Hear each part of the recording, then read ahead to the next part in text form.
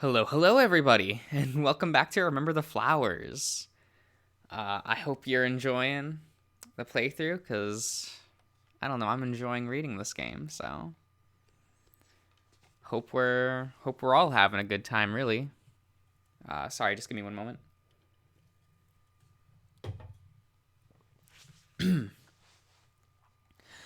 That aside, I inspect the crates.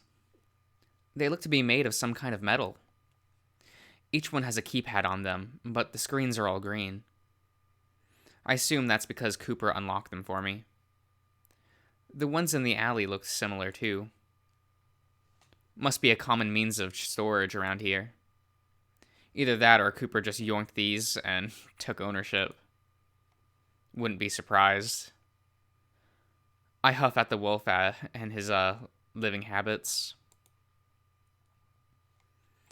In any case, these should keep me entertained for the coming hours. Not really thinking too much about the order. I just picked the first one on my left. The top pops off smoothly at the hinges. It kind of reminds me of a treasure chest. I'm a bit perplexed at the contents. Certainly not booty. I try to tip over the crate, but my arms aren't strong enough for that. Letting out a loud and annoyed groan, I just scoop up a few things and lay them on the floor. They look like scraps of bigger pieces of technology. There are hunks of metal gullars, gallar, gar, gar, gar, eh. Uh, what's a galar?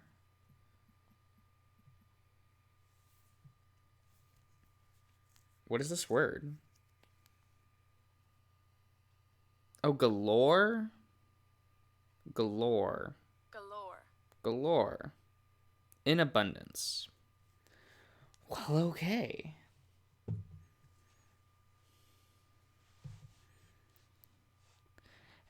And some pieces of tech I have no hope of comprehending. I'm starting to think I bit off more than I can chew. I can't really organize anything if I don't know what they mean or what they are. It just kind of looks like junk to me. Cooper's starting to look less like a wolf and more like a pack rat to me. I hate to be, I have to be careful moving these around. There are some sharp objects, sharp edges and exposed wires on some pieces. Guess he didn't think this through. For a moment, the thought of using one of those long shards as a weapon crosses my mind. I shake my head. As desperate as I am, I'm not that stupid. Cooper would easily overpower me. I have to wonder if I ever had experience in self-defense. A memory pops up in my head of Diana absolutely crushing me in an expedition match. She suggested. Guess not. I sort them into two piles: parts and devices. Parts is mainly junk, but who knows? Cooper might need them for something. Not that I'm doing this for him, obviously. Ugh. Halfway through, I realize something. How am I going to organize these into the crate itself? I could feel a headache on the rise. This is so stupid. I think that, but I keep going.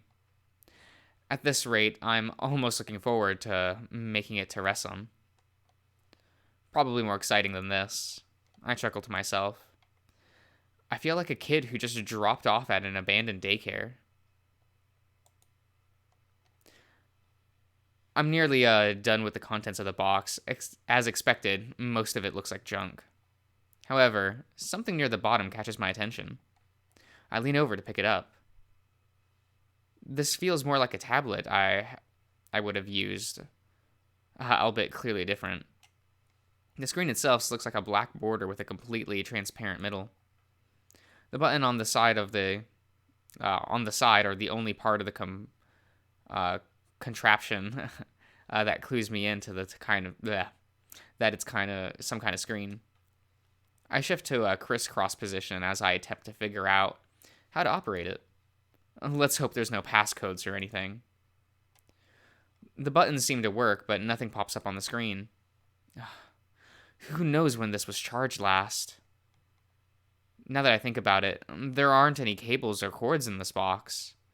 The device doesn't seem to have a port for one to be inserted anyway. How does this function then? I tap the screen immediately, trying to elicit some sort of response. What do I know about the technology here? I know Cooper's axiom, but that's about it. Wait, his axiom. It's solar powered, he said, kind of, were his exact words. Maybe I just need to... I get up and walk over to the only window in his place. I guess we're high up. Must be an actual apartment complex. I honestly thought this was some ground floor motel he found himself in. Musing over, I hold the tablet up against the window for a moment. Nothing happens, and I start to get discouraged. But then it beeps and lights up. I nearly drop it. The screen itself is almost too bright. The screen adjusts soon after, easing up on my eyes. I stare at it for a while. Sure enough, it needs a passcode, but the background is what's captivating me. There are 5 figures on the screen, Cooper being one of them. Whoa, this must be old. He almost looks happy. He's being held in a headlock by a bigger white tiger. The tiger is also headlocking someone else, a human. He looks like a rowdy guy. There's a hyena on the right. She seems to be egging him on. Finally, on the very left beside Cooper, there's a deer shaking his head. I'm kind of dumbfounded. Cooper obviously had a life, and I have to wonder what happened to it. I dare say he's blushing underneath that tiger's arm. Not that I blame him. He looks strange without his scars. This must have been from a while ago. Well, I guess this wasn't a waste. I'm sure he'd be happy to have a memento like this. Water activated. I once again nearly drop the tablet as I hear something over the apparent apartment intercom. Wait, water? Activated? This means I can finally take a shower? I gently set the tablet on the windowsill to let it charge, then speed walk my way over to Cooper's bathroom. With a big smile plastered on my face. Isn't the ammo boxes still in there?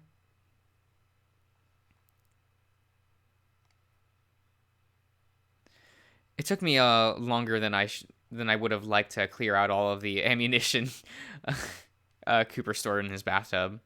Seriously, if he's resorted to using his bathroom like this, I really have to wonder what he keeps in his room. Even though I've worked up a good sweat moving everything, I don't mind. I feel like I've accomplished something. Now that I have a working shower to myself, I could care less. Inspecting the rest of the bathroom, there seems to be only 2 towels. I hope they're washed. I'm not going to risk smelling them, though. Blech. Now that I think about it, most of this looks like stuff we had back home. The idea of this really being some kind of simulation crosses my mind again. Funnily enough, that would be the most logical explanation for everything happening right now, though I've given up on waking up. With some hesitation, I strip off my turtleneck, avoiding the mirror over the sink. Don't need any body dysmorphia? Sure. I'm not going to bother looking that up. I don't care right now. It's a shower, right? But I'm not exactly sure how to operate it. The faucet for the bath looks normal, and so does the shower head. But there's no handle or dial. It's basically just a wall of tiles. I try to knock against the tiles to see if anything happens. Nothing, obviously. Man, what the fuck? I finally get the chance to shower, and I'm not even sure how to use it. Where's Cooper when you need him? Not that it happens often. Actually, I needed him for every step of the way so far, but that's besides the point. Wait, that's it. I should try to put myself in Cooper's shoes to see how he'd go about this. even though he doesn't wear shoes. I'm distracting myself again. I need to figure out how this damn thing works. Cooper seems to use his axiom for everything. Maybe there's a piece of technology in here that operates the shower. I turn toward the sink, briefly getting startled by myself in the reflection. I still look like bloody hell. Oh well. These kinds of casual encounters with my appearance should help elevate future anxieties. At least that's what I'm telling myself. I shake my head to focus once more. Then I look through some of the nearby cabinets. There are some things that look like toiletries, I think. Bottles and lotions. I guess those are also a universal concept. And some look like look like the canister Cooper kept his water in. Curiously, I slide my finger on on the top and smell of the container. It's kind of floral. I think it's shampoo. There's a decent amount in here, and I could definitely use a bit for my hair. Would he miss it? Actually, I have to wonder if he knew he had shampoo in the first place. Well, that was a nice find, but I still need a way to operate the shower. Rifling through the rest of the cabinets is fruitless. I thought there'd be a deodorant somewhere, but I guess that's more of a human thing. With the shampoo being my only boon, I close the cabinet and turn around. I look towards the mirror, this time with more confidence. I chose not to dwell on the reflection as I stick my hand under the mirror itself and pull. The mirror moves open like a door. That's pretty old timey to have a mirror cabinet like that. Although I'm not exactly sure what constitutes as old timey around these parts. Unlike the cabinets, this seems promising. There's a yellow. What? Oh, there's a yellow fur covered brush along with some toothbrushes. Sadly, just canine toothbrushes. I doubt they'd do me much good. I don't even want to think about what canine toothpaste tastes like. Brushes aside, there's something that catches my eye. It looks like a smartphone. I try to pick it up and try to fiddle with it, while still being cautious. Wouldn't want to blow anything up or something. To my surprise, it lights up almost instantly. If I'm right, it's exactly what I'm looking for. The screen has a gauge labeled water with a slider at the bottom and set in the middle, half blue and half red. Jeez, these guys need tablets just to use their shower? I can't tell if that's bougie. That's bougie or just lazy. I pause. Probably both. Looking over the screen, it seems rudimentary enough. There's a big button that I guess is the start button. As one does with big buttons, I press it. After a slight pause, the bathtub faucet starts pouring out water. I feel it and it's lukewarm. I slide the assuming temperature slider right and left to gauge the feel. The temperature changes pretty fast. That's kind of cool. Although, unless the tablet's waterproof, I'm not sure how you'd adjust it mid-shower. I decide not to test it, just in case, and slide it to almost the end of the red. Steam starts filling the room as the faucet spews out hot water. There's another option that can be turned off and on.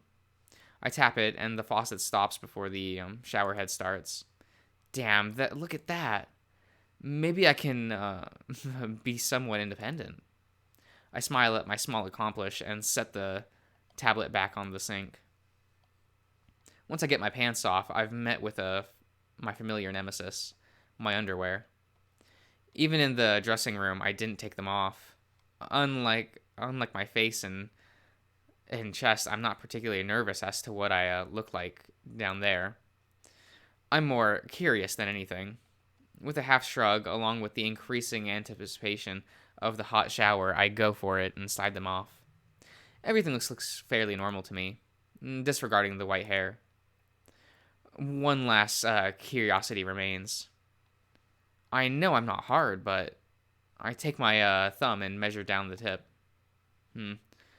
I'm bigger than I remember. I chuckled to myself before I finally entered the shower I've longed for. The thought crosses my mind that due to my lack of pain, some other senses might be dulled. Thankfully, it's not the case with the hot water. This feels absolutely wonderful. I could probably make it hotter, but even if I can't feel the pain, it wouldn't be good for my skin. Even so, uh, I can partially feel the years melting away. I snort, sounding like an old man Cooper thinks I am. To be fair, Damien used to make fun of my lack of stamina even back then. I'll need to make him proud of by getting my strength back up. I sigh before shaking my head. As much as I miss him, I need to stay positive. I'll figure out a way back to him. One shower at a time.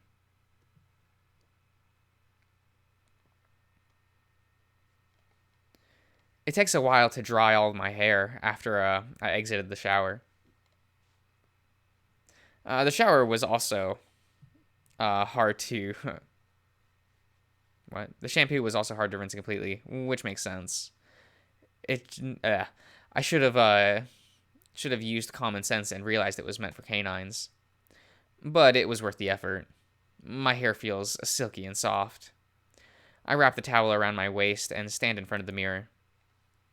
Not sure why I thought I'd look looks weird with a head of full with a head full of damp hair. I debate on using Cooper's fur brush, but decide against it. I'd rather not smell like him any more than I have to. After scooping up my clothes, I make my way back to the living room.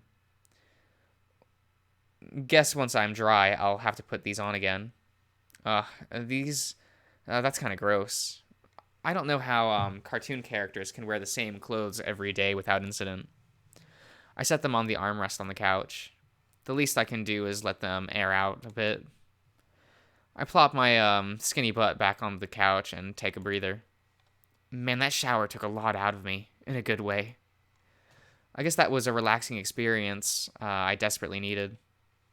I wish I had a hair tie or something, though. My hair is almost dry, but still a bit heavy from the water.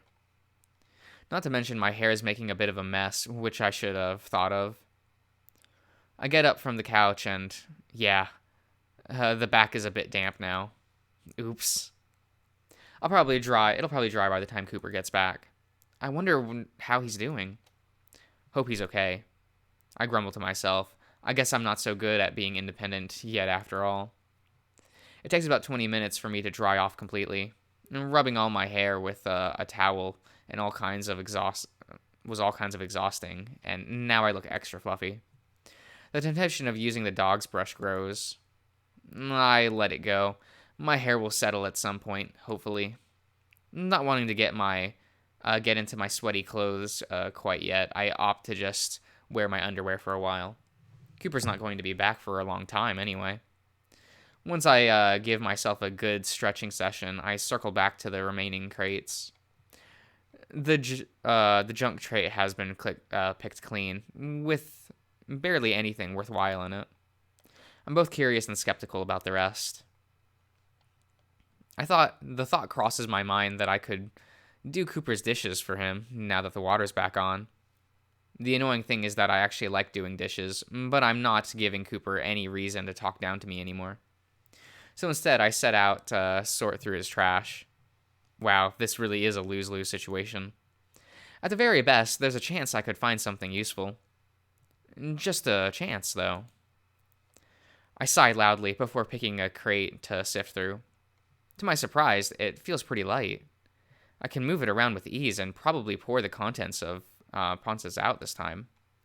Curiously, once more, I open the lid. It's full of clothes. Clothes I don't think Cooper would wear. My curiosity fades, being replaced with worry. Dumping the contents onto the carpet, I'm met with a mismatch of everything. There are even a few pairs of shoes. Okay, we're really going to have to talk about this hoarding habit. Sure, most of the trash is organized, from what I've seen, but why keep the trash to begin with? I sift through the articles of clothing. It's kind of creepy. There are several pairs of pants along with a few pairs of shorts. Even though he even has underwear in here. What the fuck? Wait a second. Cooper said I could have whatever I find in these things. I'm sure that was some failed attempt of getting rid of some junk. But if there are actual clothes in here I could wear, then this just might be a treasure trove. Motivation is one hell of a drug. I think to myself and I start to organize all the potential new outfits. I have everything neatly arranged on the floor in about 15 minutes. Sadly, most of the clothes are too big for me. I hate being a twig. It doesn't help that some of these are clearly for certain species of beastmen. Still, I was able to salvage a t-shirt and a pair of shorts that don't look awful. I smell them, and thankfully they don't seem like they've been worn too much. Just a bit musty, which I can deal with.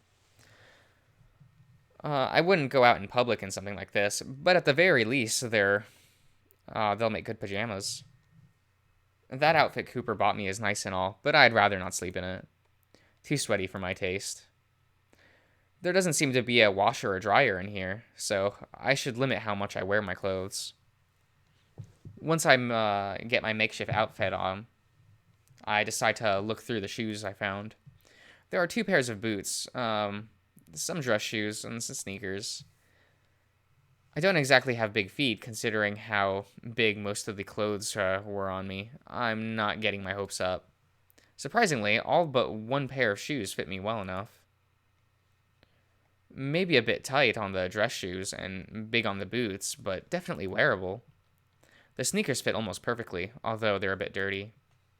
Still, as much as I like the snazziness the dress shoes bring to the table, they wouldn't be a good idea for the long journey ahead.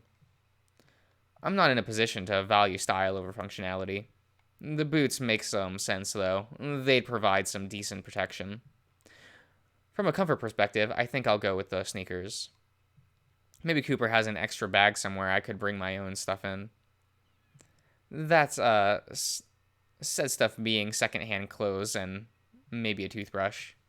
Still, it is nice to call some things my own, even if they were kind of given to me, and by a strange man no less. Regardless, it's a start. I fold all of the extra clothes back and lay them in the crate, instantly creating twice as much space in the thing. I know he's a hoarder, but this is ridiculous. Where does he even find this stuff? Maybe I should ask to go along one of his dumpster diving ventures. Then I could find things that are 100% mine. Although that would imply I'd ever see him past next week. Oh, right. I'm here for one reason, to get to Ressam. I chuckle to myself. Man, I am desperate. Once again, I cave to my desires to kill my boredom and decide to clean the dishes. I give up on trying to convince myself this isn't for Cooper. Mainly because it isn't. He's just lucky he has a bored amnesiac who needs to keep his mind busy. I'm not sure how he gets anything done around here. If he does at all. Wow, I really am thinking about him a lot. I say putting down one of the freshly cleaned dishes. I guess that's somewhat reasonable. He's the only form of contact I have in this place. It makes sense that I'd cling to some sort of normalcy, especially considering how not normal some of the things around here are. Although that does beg the few questions. Why do some things seem familiar? The clothes I found, food we've eaten, and even the appearance of his buildings and the furniture and it reminds me of how things are in my own life. Well, from what I can remember, that is. Place the last dish down, I reach behind my back and gingerly trace around the metal ports embedded in my spine. Maybe I'm not crazy. It's possible this could be a simulation. Or rather, given the notion that I could have been attached to something with these things, my past life could have been the simulation. There's nothing I can do to prove that Damien and Diana exist after all. Despite it, I shake my head. I'm letting myself spiral for a second time today. They do exist. My love for both of them isn't something that that I made up. The fact that they're all I remember at this point proves my relationship to them is strong. That's what I tell myself anyway. I take a deep breath to calm myself. In due time, I'm going to see them again. I know it. I take another deep breath, although it breaks into a yawn when I go to exhale. Who would have thought apartment cleaning for a hoarder, along with having multiple existential crises, would make one sleepy? Looking around, there doesn't seem to be any readily available clock. Cooper probably just uses his axiom for that. In that case, I'll just use the tablet I found. I'll need to ask him for the passcode. He did say I could have most of what I found after all. I might as well get some use out of it. Thankfully, the lock screen has a time on it. It's a little past noon. I've only been up for a few hours, yet I feel totally exhausted. You know what? Screw my sleep schedule. I'm tired. I deserve a nap. It feels like it's been forever since I've had one. And who am I to deny myself of one of life's simplest pleasures? Once I make my totally not bad decision of sleeping at noon, I rub my stomach for a second. I'm not hungry just yet. I guess. I can't imagine I'll be out for that long. I was no stranger to eating lunch at 2 p.m. during my undergrad after all. I remember when I told Diana that I considered 11:59 a.m. to be breakfast still, she blew a gasket. It didn't help that I woke up 20 minutes before that since I was... What was I doing? I can't even have an inner monologue without getting stumped. Okay, that's enough distractions for one afternoon. I deserve a bit of R&R.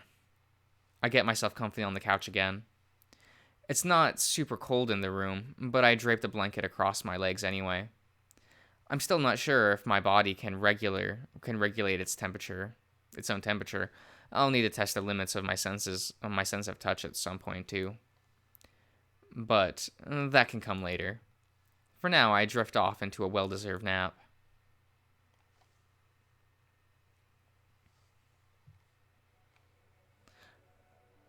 I'm not sure how long I've been out. No more than a few hours. Even so, I'm starting to wake up. I think someone turned one of the lights on in the kitchen. I'm so exhausted that I chalk it up to nothing but dreaming shenanigans. That's when I hear the sound of the door open, along with an irritated creak to go with it. I can't even flutter my eyelids open. I decide to say fuck it and try to drift back to sleep. If I die, I die. Rusty... Hey. Hey, Cyrus, wake up. Just like that, the blanket I planted on my head to block out the extra light is torn right off. What? My body aches as I'm forced out of my short slumber. The kind of that special kind of ache that makes you feel like you're in slow motion. Damien, what the hell? Don't you Damien me, mister. You promised you'd get up early with me to go for a run. I simply turned over to look at the alarm. It's 5:55 a.m. I said I'd go up at 6, and those extra minutes would have helped. Damien scratches the back of his head. Yeah, sorry about that. I guess I got a bit excited. I can hear his tail swish a bit. We haven't gotten to hang out like this in a while. I exhale with a smile on my face.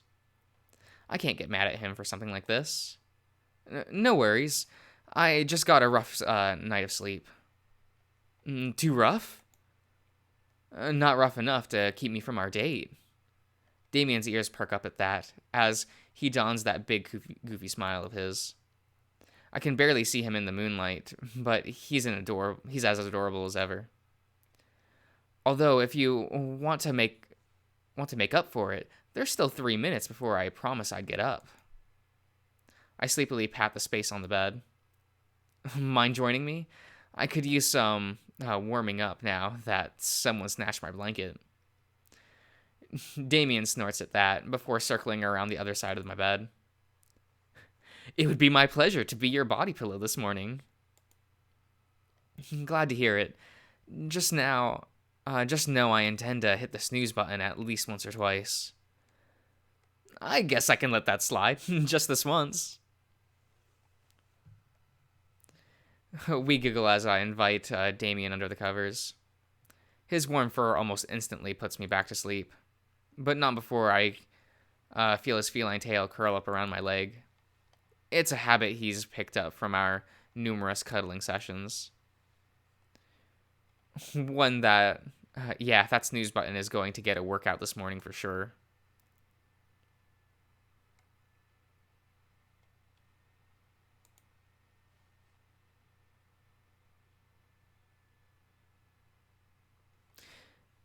It isn't until I press the snooze button for the third time that Damien finally coerces me to get out of bed. And by coerces, I mean picking me up and bringing me to the bathroom to get ready. Babe. I groan with my dry throat and tired voice. Babe, do I need to force you into the shower again? No. Oh, the music's cute. And very quiet, apparently. I pat my back and signal our signal for him to put me down. Besides, you know I like to shower after our runs. That's true, but... He dons that mischievous look, one I'm all too familiar with. I was talking about a cold shower to wake you up. I shudder. That's the last thing I need right now. I know your name is Damien and all, but you don't have to act like the Antichrist first thing in the morning. I tease before giving a long yawn. It's more like the fourth thing in the morning. Someone wanted to cuddle. Who could blame me? Your fur is just so inviting. I cling to him again, his face planting into his chest. My favorite pillow. Damien clears his throat, his voice tinged with embarrassment. Sorry. I'll get ready now. You'd better. We'll miss the sunrise at this rate. Oh no, the horror. Once I finally detach myself from my boyfriend, I give myself a moment for another long stretch. I look at the clock. It's nearly 6:20 now. We'll be in a hurry. The sun usually rises at around 7 this time of the year. I was looking forward to our morning workout, to be fair. The Arizona winters are more amicable than up north, so it's actually nice that we can work out together more often. Although that's offset by the summer. It's too hot to even attempt to exercise in July. To that end, we decided to try and run together at least once a week during the winter. Damien doesn't complain. His fur made it hard to work out in the summer anyway. Just another thing we have in common. I got some new protein shake stuff the other day. While I get ready, you can make some for us. Can do. He beams as he heads back to the bathroom. Just don't take too long, or else I'll assume you fell back asleep. He looks behind me to the shower. It'd be a shame if I had to get the bucket again. I reach for my razor before taunting him with it. It'll be a shame if a certain tiger gave himself an inverted mohawk again. That was one time! He stammered. He stammers, to which I snicker at. It's okay, babe. You'd look good as a hairless cat.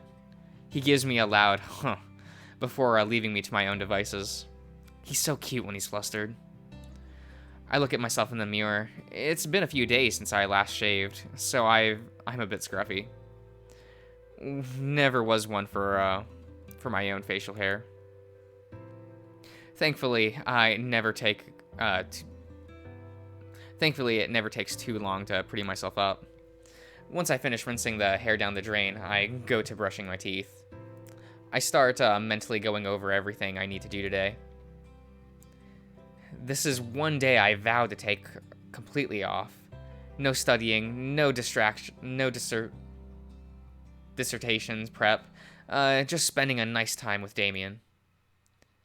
After about 10 minutes, I look somewhat presentable, although I'm already looking forward to my shower when we get back. Time to get dressed. Damien's definitely rubbing off on me when it comes to dressing for workout. The sleeveless top and shorts are hard to beat. I look at the clock. It's 6:33.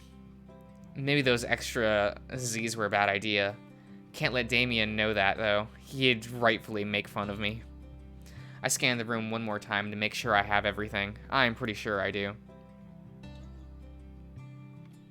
Damien is on the couch, sorting through his backpack. Hey, I'm just about ready. You got everything? Think so. Yeah, you? Yeah, I'm pretty sure. You sure you don't want earmuffs? Yeah, this temperature is basically spring weather for me. What about you? Don't worry. He pulls up his hoodie. Aw, cute. I came prepared. I couldn't help but clench my chest. God, that hoodie is super cute. One of my best investments, that's for sure. I shake my morning butterflies out and gesture towards the door. Come on, we got a few miles to get under our belt. Damien puts his backpack on and tosses me a shake. Just try and keep up with me. I don't know. That butt is nice to stare at. Oh wow. Someone feels frisky this morning. What's the occasion? Oh, nothing. Don't get used to it. Wouldn't dream of it. Damien winks and we both laugh before making our way out of the dormitory. It's nice to have a partner who's willing to go along with my quirks.